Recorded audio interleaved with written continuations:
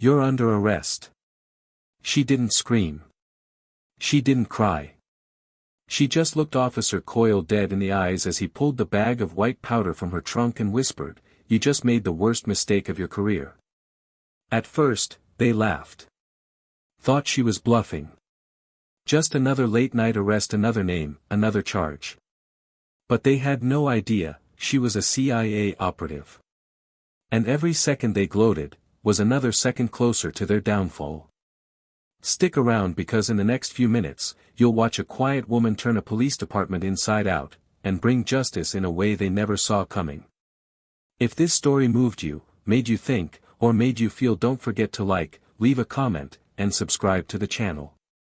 We bring you real stories that matter about justice, resilience, and the hidden power behind quiet strength. Hit that bell so you never miss what the world tries to keep in the dark. The streets of Clearwater Springs, Virginia were eerily quiet that night. The kind of stillness that made even the streetlights seem hesitant to flicker. It was just after midnight. The air was crisp, the roads nearly empty, and the only sounds were the occasional hum of passing tires and the faint buzz of sodium lights. Behind the wheel of a matte black SUV, Alina Monroe sat with the calm posture of someone who didn't just know the rules, she helped write them.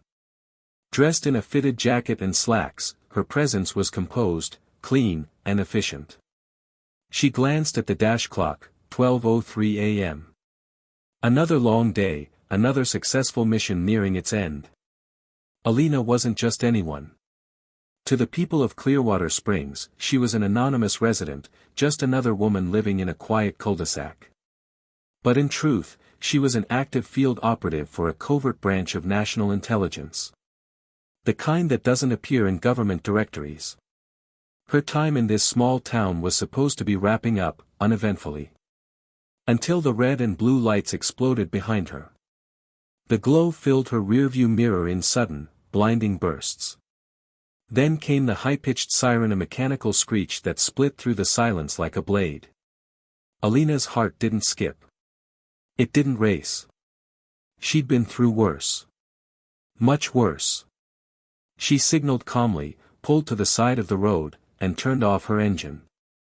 Her hands rested loosely on the steering wheel, her breath steady. From her side mirror, she watched as the police cruiser pulled up behind her, headlights high and aggressive. Two figures exited. Officer Raymond Coyle approached first, tall, heavy-set, with a jaw that looked like it had been carved out of concrete.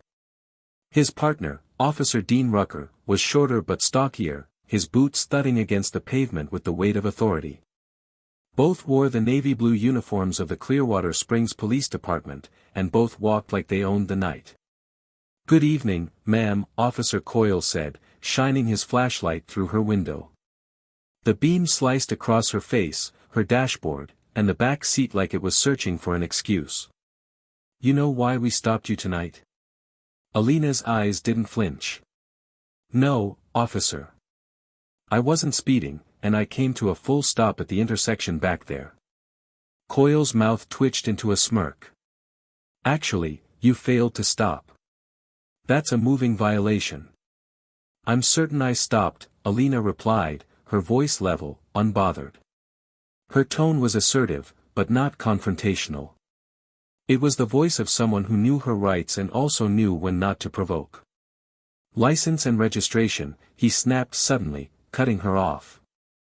Without hesitation, she reached into the glove box and handed over her documents. Her movements were slow and deliberate, designed to avoid escalation. She knew this dance too well. Coyle took her license, reading it silently. "Virginia plates. Clearwater address," he muttered to himself before looking up again. "You live around here?" "Yes, officer," she nodded. Behind her, Rucker circled near the trunk. A moment later, his voice cut through the quiet. "Hey Coyle, you're gonna wanna see this." Alina's jaw tightened. She didn't look back, just watched through her side mirror as the two officers gathered near the back of her vehicle, speaking in low voices. Coyle returned to her window, his face darker now. "Step out of the vehicle, ma'am." "May I ask why?" Alina asked, still seated. "We have reason to believe you're transporting illegal substances," he said flatly, like it was something he practiced in a mirror. Her eyes narrowed, but her face remained unreadable. "I think you're mistaken." "We'll see," Coyle grunted. Suppressing a sigh, Alina unbuckled her seatbelt and opened the door. Her exit was deliberate, unhurried. She walked toward the back, where Rucker was already lifting her trunk. And there it was. A small, unmarked bag, powdery white, conspicuously placed like a calling card. "Well, would you look at that," Rucker said, his voice soaked in smugness. "Bag of the good stuff." Alina didn't blink. But inside, alarms blared. That bag hadn't been there earlier. She had loaded this car herself. No one had access. This was a setup. Coyle stepped closer, smugness now turned up to 11. "Anything you want to tell us, ma'am?" Her lips curled into the faintest smile. "I'll save my comments for the appropriate setting." "Oh, you'll get your chance," he snapped. "You're under arrest for possession with intent to distribute." As Rucker grabbed her wrists and applied the handcuffs, Alina spoke just loud enough for both to hear. "You're making a very big mistake." "We'll see," Rucker said, pushing her toward the cruiser. As they drove to the station, the silence in the back seat was deafening. But Alina's mind was spinning not with fear, but with precision. Every moment was a frame in a puzzle. She remembered the street with no stop sign. The staged evidence. The tone in Coyle's voice. These weren't just dirty cops. They were practiced. Coordinated. And they had no idea who they'd just tried to frame. Inside the Clearwater Springs Police Department, the air was heavy with stale coffee and aging linoleum. As they led her in, Carter barked loudly, "Got a big one tonight." Officers at their desks looked up, curiosity piqued. Rucker tossed the plastic bag onto the evidence counter like a magician revealing his final trick. "Caught red-handed," he said. "Looks like she's been running more than stop signs." Alina scanned the room. Every security camera. Every blind spot. The shift in body language. This wasn't a department built on integrity, it was built on silence. They took her to fingerprinting. The officer handling the process, Tyler Reeves, couldn't have been more than 23. Fresh out of the academy, still wearing the nerves on his sleeve. He glanced at her license and hesitated. Name? Alina Monroe. Occupation?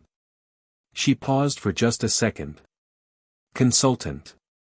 Reeves typed slowly, his fingers uncertain. Her tone, her comment didn't fit what he'd been trained to expect. He looked toward the bag, then back at her. Something didn't add up. Coyle and Rucker, meanwhile, stood at the edge of the room, chuckling to themselves like schoolyard bullies. Alina spoke. "Is there a phone call I can make?" They turned toward her. "You've got a smart mouth," Coyle said. "Let's see how funny you are after a night in lockup." The cell was cold. No cot, just a steel bench bolted to the wall and flickering fluorescent lights buzzing overhead. As the door slammed shut behind her, Coyle lingered. "You don't look like someone who gets mixed up in this sort of thing," he said. "But hey, maybe you're just a better liar than most." Alina met his eyes, "Or maybe I just know how to spot one." He said nothing. Just turned and left. She leaned back, exhaled slowly. The cuffs had left faint marks on her wrists, but she barely noticed. Her mission had just changed. This wasn't just about survival anymore, it was about exposing the entire rot. Outside, in the break room, Rucker laughed over a steaming cup of coffee. You should have seen her face. Not even a twitch. She really thinks she's untouchable. Coyle sipped his drink. She won't be laughing tomorrow. Across the station, Officer Reeves sat at his desk, unable to shake the gnawing feeling in his chest. He opened the arrest report. Everything checked out on paper. But that was the problem. It was too clean. Too scripted. He glanced again at the monitor showing the holding cells. Alina sat motionless, eyes half closed, posture upright. Not scared. Not confused. Waiting. The holding cell was quiet. Cold. A single light flickered overhead, casting long shadows across the gray cement floor. Alina Monroe hadn't moved much. She sat upright on the metal bench, hands resting in her lap, her breathing slow and steady, almost meditative. She could feel the hours creeping by. But every second that passed was another step toward the moment she was waiting for. She wasn't just some innocent woman caught in a bad situation. No, she was trained for this. This silence. This tension. This waiting game. Across the hall, Officer Tyler Reeves kept glancing at the screen that showed her cell. Her stillness unnerved him. Most people in that room screamed, begged, paced. Not her. She hadn't raised her voice once. That calm. It wasn't normal. Back in the break room, Officer Raymond Coyle leaned back in a scuffed chair, sipping his third cup of coffee. You see her? Sitting in there like she's on a spa retreat. Officer Dean Rucker chuckled. Yeah, she's in for a rude awakening. They always crack when the charges hit. Coyle grunted. Only thing cracking will be her ego. We've got the evidence. That bag in her trunk. Slam dunk. The judge will laugh her out of the courtroom. What neither of them knew was that less than an hour ago, while alone in her cell, Alina had triggered a silent alert. It was no larger than a fingernail, hidden beneath the hem of her jacket. She pressed it without fanfare. No sound. No blinking light. Just a ping. A ping that traveled across encrypted satellites and lit up a secure console over 100 miles away, in a federal intelligence building no civilian would ever be allowed to enter. There, a man picked up a secure line. His voice was calm, clipped. Signal received. Location confirmed. Mobilizing assets. They knew what that meant. Alina Monroe was compromised. And when one of their own is compromised, the clock starts ticking. Meanwhile, at the Clearwater Springs station, things were still running as if nothing was wrong. The morning shift had arrived. Officers gathered around stale donuts, swapped sports talk, and brushed off the night like it was nothing more than routine. But Officer Reeves couldn't ignore the pit in his stomach. He kept looking at the report. Failure to yield at a marked intersection. Driver consented to search. Controlled substances found in trunk. It was all too perfect. The bag had been sitting right near the edge of the trunk like it wanted to be found. Alina didn't resist. Didn't protest. She'd simply watched them, calmly, like she was studying them. Reeves tried to shake it off. He'd only been on the force a few months. These guys Coyle and Rucker, they'd been here for years. Decorated. Respected. Who was he to question them? But still, something felt wrong. A lot of things. In her cell, Alina's eyes opened slowly.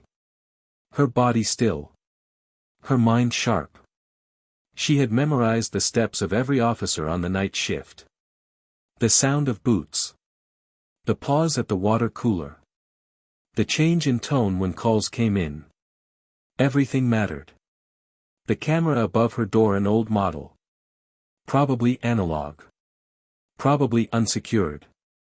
She glanced at it briefly, then shifted on the bench, just enough to stay in its blind spot. They thought they were in control. But she had been trained for this exact kind of situation. Capture. Confinement. Countermeasures. She was never alone. And she never panicked.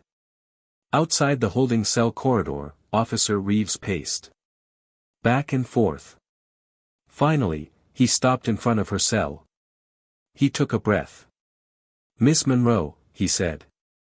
Alina opened her eyes and met his gaze. Yes. I wanted to ask, he hesitated. Did you really consent to the search of your car? Her head tilted ever so slightly. What do you think, Officer Reeves? He shifted, unsure of how to respond. I'm just doing my job, he said finally. Her tone didn't change, but her words cut through the air. That's what they're counting on.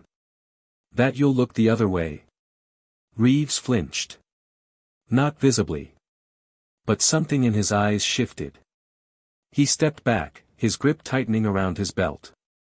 Then, without another word, he turned and walked away. But her words stuck with him. At that same moment, in a quiet operations room hundreds of miles away, Agent Dominic Price was watching the Clearwater Springs station through a bank of surveillance feeds.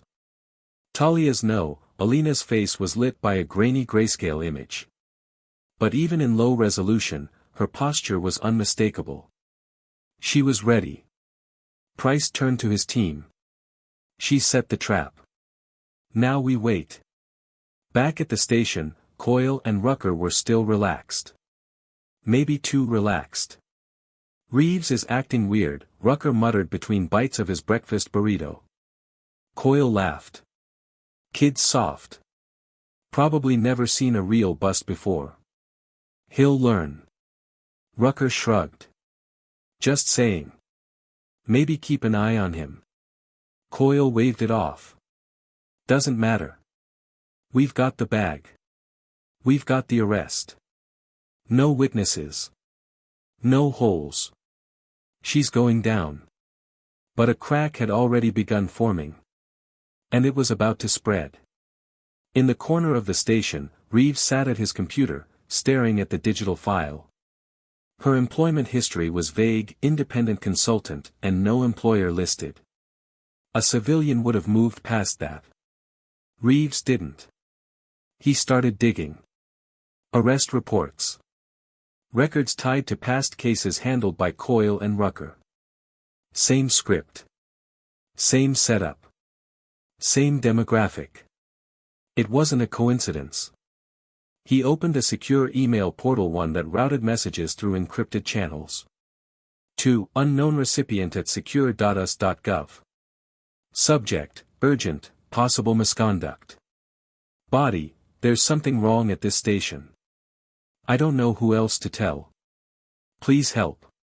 Attachments, .zip file, 37 cases flagged, arrest reports, images. He hit send.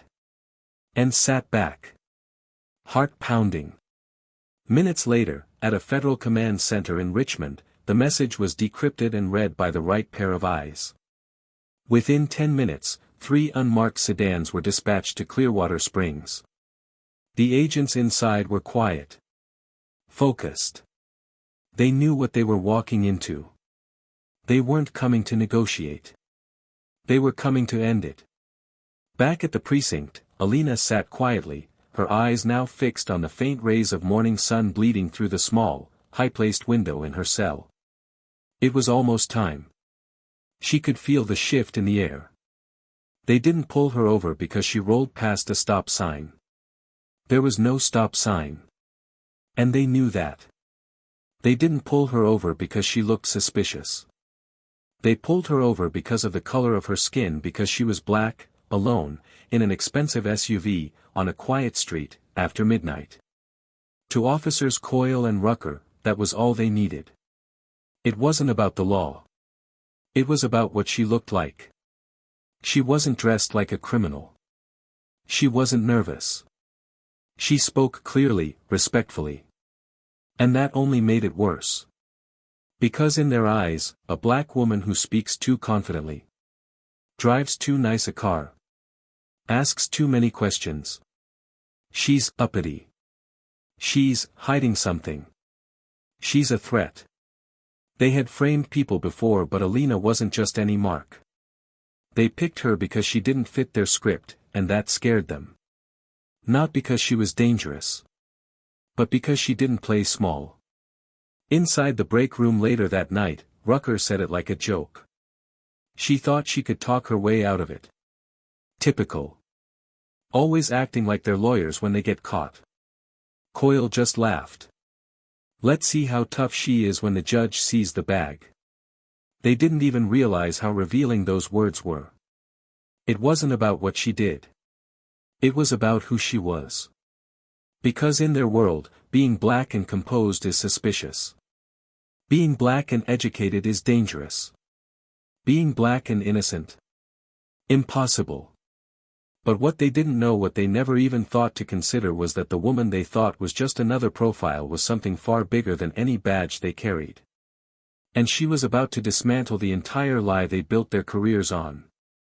The sun had fully risen over Clearwater Springs, but inside the police station, tension coiled like a live wire. Officers were moving through their routines, laughing in the hallways, sipping burnt coffee, typing up incident reports, but beneath the surface, something had changed. The air was thicker. The silence louder. And Officer Tyler Reeves couldn't shake the weight pressing on his chest. He sat at his desk, watching the cursor blink over Alina Monroe's arrest file. He'd reread the report a dozen times already. He knew every word by heart: failure to stop at a marked sign. Driver showed nervous behavior. Search consent granted, unmarked bag found in trunk. And yet, none of it felt real. The words were clean. Too clean. They read like a template, not a report of what actually happened. He minimized the window and glanced again at the security feed. Alina still sat in her holding cell, same posture, same composure. No fear. No defiance. Just patience. That alone unsettled him. She wasn't acting like someone caught. She was acting like someone waiting. A faint buzzing broke the stillness in the lobby. A black sedan pulled into the lot, tires gliding over pavement with surgical precision. Inside sat 3 individuals dressed in plain black suits. Their presence wasn't loud, but it wasn't meant to be. These were federal agents, and their job wasn't to intimidate. It was to dismantle. Agent Dominic Price checked his watch as the car parked. ETA on extraction. The younger agent beside him replied, "She's been in holding just over 6 hours. Interrogation likely hasn't begun. We proceed on visual signal." Price nodded once. "Keep the team on standby. No noise. No delay. We take them down from the inside." They stepped out of the car, crisp suits and polished shoes, looking like any other federal task force, but their eyes were sharp. Focused. Today, Clearwater Springs PD would never forget their visit. Inside, Reeves glanced up from his terminal to see the front doors swing open. 3 agents walked in. Their badges flashed briefly, but it was the silence they carried that hit hardest. Every officer in the room paused mid-conversation. The usual small talk stopped. The laughter died. Even the buzzing fluorescent lights seemed to dim. The lead agent, Price, stepped to the front desk. "Federal investigation," he said to the desk sergeant. "We'll need access to your records and your holding cells. Immediately." The sergeant, burly, balding, and used to being in charge, stood up slowly, glancing at his radio instinctively. "What's this about?" "Transparency," Price replied coolly. "And accountability." The sergeant hesitated. He had no play here. He nodded once, tight-lipped, and gestured down the hall. "Follow me." At his desk, Reeves' palms were slick with sweat. He knew. Somehow, he knew. His email, it had reached the right hands. He glanced across the room at Officers Coyle and Rucker, who had also frozen mid-conversation. Their usual smirks were gone, replaced by something else: tension. Confusion. Coyle's eyes locked onto Reeves for just a second. Reeves looked away. But that second said everything. In the back of the station, Alina lifted her head slightly. She couldn't see the agents, not yet. But she could feel them. She had worked beside these men. Trained with them. Trusted them with her life on more than one occasion. And now, they were here. The illusion was ending. Inside the interrogation room, Price stood over a rolling cart being plugged into the station's central system. His team worked fast, plugging in hard drives, accessing digital files, and cross-referencing dozens of internal documents. The younger tech agent scrolled through records. "Multiple arrests," she said. "Same wording. Same officers. Same evidence. Every report looks copied and pasted." "Pattern?" Price asked. "Clear as day," she replied. "And damning." "Pull it all," he ordered. "I want every shred of paper tied to Coyle and Rucker. Every arrest, every booking, every file."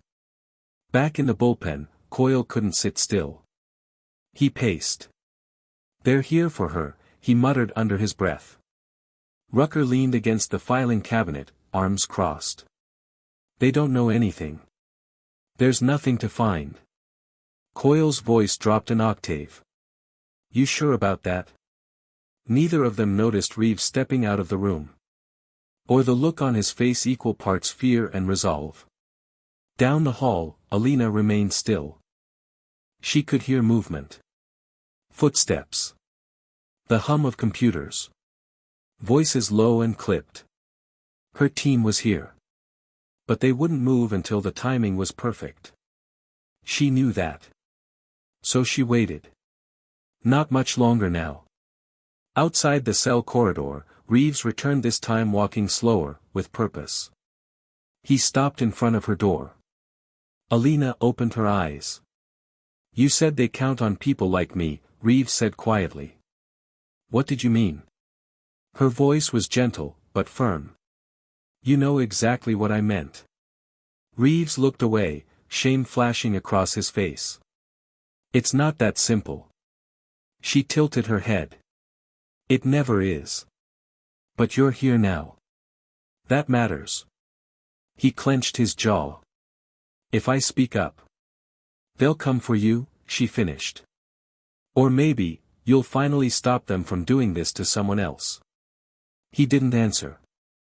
But he didn't walk away either. In the interrogation room, Price nodded toward one of the monitors. "Watch him," he said, pointing at the hallway cam where Reeves stood outside Alina's cell. "He's close," said one of the agents. "Then let's turn the pressure up." At his desk, Reeves stared at his monitor again. He had pulled up a list of 37 cases tied to Coyle and Rucker. Same patterns. Same phrases. He clicked on a folder marked "Unusual Consistency, Internal." And what he saw confirmed everything. The bag. The trunk photos. Even the surveillance footage showing officers holding the bag before the search began. His stomach twisted. It was all true. And then, for the second time in one day, the doors to the station opened, and this time, the agents didn't walk quietly. They moved with intention. Toward the bullpen. Toward Carter and Sullivan. "Officers Raymond Coyle and Dean Rucker," Price called out. "We need to speak with you. Now." Coyle stood up, arms crossed, trying to mask the panic on his face. "What's this about?" he asked, trying to sound amused. "You won't mind answering a few questions," Price said. "In private." Rucker looked at Coyle. Coyle looked at Reeves, who refused to meet his eyes. The storm had officially arrived. Inside her cell, Alina closed her eyes. The door was still locked. But she could already feel it. It wouldn't be for long. The hum of the fluorescent lights in Clearwater Springs PD was the only sound keeping time. It buzzed above the dull tap of fingers, the shift of boots, the squeak of Reeves' chair. Outside, the sun cast long shadows across the asphalt, but inside, time had stalled, trapped in the breathless pause before a storm hits. In her holding cell, Alina Monroe sat unmoved, still as a sculpture. But inside, her mind was anything but still. She had been here before, not in this exact cell, not with these exact officers, but in the same quiet war zone where the real battle wasn't fought with fists or weapons, but with silence, power, and patience. Her thoughts drifted, uninvited, to Bucharest, 7 years ago. Another concrete room. Another man who thought he could control her. The official story was an intelligence leak. The truth? A double agent who had framed a young Romanian activist to gain influence with a corrupt defense minister. Alina had gone undercover as a translator. They hadn't expected her to read the files and the people. They certainly hadn't expected her to walk into the courtroom, unarmed, and drop a voice recording that flipped the entire courtroom on its head right before the accused was sentenced. What followed was chaos. Resignations. Redactions. And silence. The kind of silence that came only after justice had ripped through the air like a gunshot. Just like now. She looked up at the camera outside her cell. She didn't smile. But her eyes said it all. I'm still watching you. Officer Tyler Reeves sat hunched over his terminal, but he wasn't typing. His fingers hovered, trembling slightly. He had already sent the email. Already crossed the line. There was no going back. But there was still the question clawing at his throat. What if no one believes me? He'd joined the force to make a difference just like his father had. Only difference was, his father didn't believe in rocking the boat. Don't pick fights you can't finish, the old man used to say. Reeves had never questioned it until now. He pulled out his phone. 2 missed calls from his dad. 1 voicemail. He played it on speaker, volume low. Tyler, I heard what's happening. Don't get yourself wrapped up in something that'll sink your career. Coyle's got friends. Big ones. Just, be smart. Reeves let the message finish and then deleted it. Maybe his dad was right. Maybe this would end his career. But maybe that career wasn't worth keeping if it meant swallowing lies. He looked toward the holding cells. She was still sitting there. Same position. Same stare. He felt it again, that flicker of quiet confidence that unnerved him from the start. She wasn't waiting to be saved. She was waiting for the right moment to act. At the same time, 2 desks over, Sergeant Bill Marsh, one of the old-timers in the department, leaned into Coyle, voice low. You sure about this one, Ray? He asked. Coyle shot him a look. She had drugs in her trunk, Bill. We've done this before. That's exactly the problem, Marsh replied. You've done this before. Coyle scoffed. Don't get soft on me. This one's already sewn up. But Marsh wasn't looking at Coyle anymore. He was looking at Reeves. The kid had the look of someone about to start a fire. And Marsh had been around long enough to know how fast that kind of fire could spread. Back in her cell, Alina shifted just slightly enough to let the hem of her sleeve fall over her wrist. She pressed gently, once. A second confirmation. The beacon was live. That meant Price and the team were close. Probably already inside city limits. They wouldn't act until they had enough to bring the entire web down. And Alina knew, this wasn't just about Coyle and Rucker. Those 2 were the face of it. But they weren't the root. A setup like this required coordination, records scrubbed, internal eyes turned blind, charges processed without a hiccup. She'd seen it before. And she knew what to do. She just needed one more crack in the armor. And that crack was wearing a badge and pacing the hallway just outside her cell. Reeves stood there again. He didn't knock. Just looked through the bars. You ever think about just walking away? He asked softly. Alina raised an eyebrow. From what? From all of it. The work. The fight. The people who don't want to see the truth. Her voice was calm, but steel-laced. The truth doesn't care if they want to see it. It waits. And when it shows up, it doesn't ask for permission. Reeves looked down. I'm not like you. No, she replied. You're not. You still have a choice. He flinched. And then walked away again. But slower this time. As if his footsteps weren't just movement, but momentum. In a small room 2 floors above, a forgotten surveillance feed crackled quietly. It was a corner camera, aimed just above the evidence locker. It had been installed 6 years ago and almost never checked. Until now. One of the federal tech agents assigned to the Monroe extraction spotted it while remotely tunneling into the system. "Hey, Price," she said. "You'll want to see this." The footage showed Coyle and Rucker entering the evidence room before the search was conducted. Coyle carried something in his hand. A small, unmarked bag. They weren't cautious. Because they didn't think anyone was watching. Now. Everyone was. Price leaned in, jaw tightening. "That's it," he said. "Send the clip to our mobile unit. Tag it. We move in 30. He looked at the clock. It was time. In the hallway, Reeves returned to his desk, hand trembling as he reached for the keyboard. But this time, it wasn't fear that made it shake, it was clarity. He clicked open the internal records again. Not to dig. But to download. He attached the full chain of Coyle and Rucker's cases to a secure drive and labeled the folder, system_proof.zip. He didn't know what the FBI had. But he was going to give them more. One click. Sent. Done. Back in her cell, Alina stood. Not quickly. Not dramatically.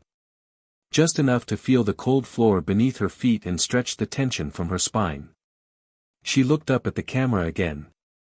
This time, not with warning. But with readiness. "Come get me." Across town, the black sedan passed the final red light. Inside, Agent Price adjusted his earpiece and gave the signal. No disruptions. No noise. In and out. Let's clean house. The tires rolled to a stop in front of Clearwater Springs PD. And before the officers inside even looked up, the storm arrived. The interrogation room was dimly lit, just a metal table, 2 chairs, and the cold hum of a ceiling light. Officers Raymond Coyle and Dean Rucker sat side by side, their bodies stiff, their faces forced into an expression of indifference. But their eyes gave them away.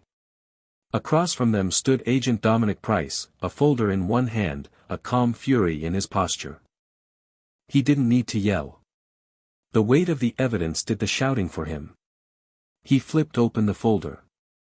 "Let's start with the arrest report," he said. "Or would you prefer we jump straight to the planted evidence?" Rucker flinched. Coyle didn't move, but his eyes narrowed. "We don't know what you're talking about," Coyle said, his voice low, his jaw tight. Price didn't blink. He reached into the folder and pulled out a series of printed stills from the station's own security footage, grainy, time-stamped, and crystal clear. Each photo showed Coyle and Rucker standing behind Alina Monroe's SUV, holding the unmarked bag, before they had even searched her car. Coyle leaned forward, squinting. "That doesn't prove anything. We were securing the scene." Price raised an eyebrow. "Really?" "Because the timestamps say otherwise. And we also have audio captured from a surveillance device planted by Ms. Monroe." He paused for effect.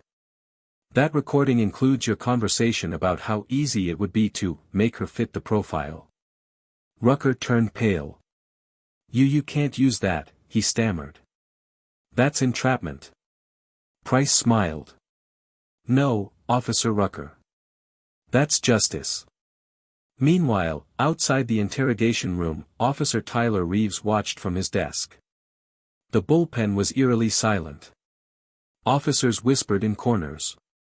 Some exchanged glances. Others couldn't look up from their screens. Coyle and Rucker had always walked through this station like they were untouchable. Like they owned the walls, the rules, and the truth. But now, they looked like what they had always been, 2 men caught in their own trap. Reeves sat still, his fingers curled around the edge of his desk. A part of him still couldn't believe it.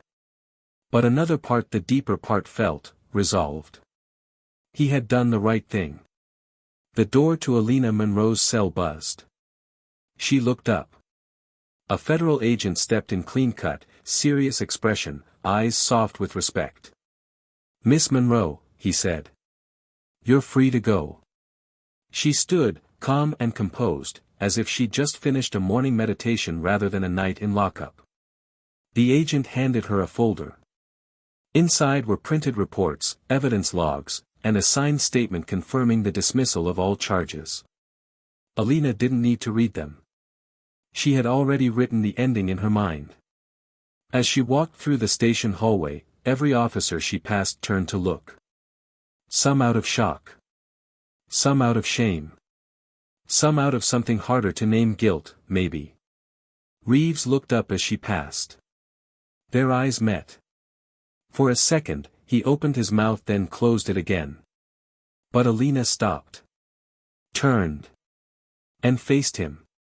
"Thank you," she said softly. Reeves swallowed hard, barely managing a nod. He didn't need to say anything. She knew. Back in the interrogation room, the tension had shattered. Rucker sat with his face buried in his hands, his voice trembling. I didn't think anyone would ever." "You didn't think you'd get caught," Agent Price finished for him. Coyle, still trying to keep his mask on, pointed a finger. "This is a witch hunt." Price leaned in, his voice quiet. "No. This is accountability." Two agents stepped in and cuffed them both. Rucker didn't resist. Coyle muttered under his breath, but didn't fight either. Their walk through the station wasn't the proud strut they were used to. It was a march of shame. And everyone saw. Alina stood by the entrance of the station, arms crossed, watching. The same officers who had watched her be locked away now saw the real criminals led out in handcuffs. The silence said it all. She hadn't said a word. But she had one. Outside, news had already begun to spread. The story hit social media first, photos of the arrest, rumors flying, the words, corruption, and FBI raid, trending. By noon, local news vans were parked outside the station. By evening, national networks were quoting anonymous sources inside the bureau. And by the end of the day, Coyle and Rucker's faces were everywhere. Inside the federal van, Agent Price sat across from Alina, reviewing files. "You could have called this in earlier," he said. "I wanted them to show their hand," she replied. "To see how far they'd go." He glanced at her. "And the rookie?" He cracked at the right time. Price nodded. "You think he's worth keeping an eye on?" "Absolutely," Alina said without hesitation. "The world doesn't need more officers who look the other way. It needs more who see what's wrong and act." They rode in silence for a few more seconds. Then Price asked, "So what now?" Alina looked out the window as the sun began to dip below the horizon. "Now," she said. "Now I rest. Then I get ready for the next one." The fallout was immediate. Within hours of the arrests, news vans crowded the steps of Clearwater Springs Police Department. Headlines blared across television screens and phone notifications: FBI raids local police station, corrupt officers arrested in drug framing scandal, sources confirm FBI operative was the target. What had started as a quiet traffic stop had become a national reckoning. Inside a sterile federal holding facility, Raymond Coyle and Dean Rucker sat across from their attorneys, drained of the arrogance that once powered their every word. The mountain of evidence against them was overwhelming: video surveillance, audio recordings, falsified reports, years of patterns all traced back to them. Falsifying evidence. Abusing authority. Targeting vulnerable citizens, mostly black and brown, for easy arrests that padded their record. Their lawyers didn't promise acquittal. They talked in years. Decades. Plea bargains. Minimum sentencing. Prison was no longer a threat, it was a guarantee. Back at Clearwater Springs PD, the atmosphere was nuclear. Officers whispered. Desks were emptied. Files were seized. Internal Affairs stormed through offices with clipboards and bags of evidence. The chief of police, standing before reporters during a hastily arranged press conference, promised reform, transparency, and a full investigation into all personnel involved. But the damage had already been done. Trust had shattered. The badge, at least in Clearwater, meant something different now. To some, it meant shame. To others, finally, it meant justice. Officer Tyler Reeves sat alone at his desk, reading the statement the FBI had drafted for him to sign. It detailed his role in uncovering the corruption, how he chose to speak up when the truth didn't sit right. Some called him brave. Others called him a snitch. But deep down, for the first time since he pinned the badge to his chest, Reeves felt like a police officer. Not just someone following rules, but someone defending them. A week later, in a quiet diner just outside the city, Alina Monroe stirred a cup of coffee while watching raindrops streak across the window. Across from her, Reeves sat fidgeting with his spoon. "I wasn't sure you'd show up," he admitted. Alina smiled faintly. "You earned it." He looked down. "I just couldn't keep pretending I didn't see it. But sometimes I still wonder if it made a difference. The department is still broken. Coyle and Rucker were just the tip." Alina's voice was calm but certain. "It made a difference to the people they hurt. And it made a difference to you. Don't underestimate that." He nodded slowly, the weight in his chest loosening just a little. "What happens to you now?" he asked. Alina looked out the window, eyes distant. "I move on. There's always another fight." They sat in silence for a moment before she stood, setting down a few bills beside her untouched plate. "Take care of yourself, Officer Reeves." "You too," he said, watching her walk into the gray morning. He didn't know where she was going, or what she'd face next. But somehow, he knew she'd be ready. Months passed. Coyle and Rucker stood before a judge and entered guilty pleas to a long list of charges. Their sentences were long. Their reputations destroyed. Dozens of their cases were overturned. Men and women who had spent years behind bars walked free, tears rolling down faces worn by injustice. And Alina? She didn't attend the trial. She didn't need to. Her victory didn't need applause. Her name was intentionally kept out of media reports, a calculated decision by the agency. Let the focus stay on the system. Let the story be about what needs to change, not who changed it. One quiet evening, in a modest apartment lit only by the amber glow of a desk lamp, Alina closed a classified file and slid it into a slim duffel. A dossier lay on her table, its cover stamped in red, Level 5, High Risk. She didn't open it. Not yet. Her phone buzzed once, and she picked it up. On the other end, Agent Dominic Price's voice came through, "Ready for the next one?"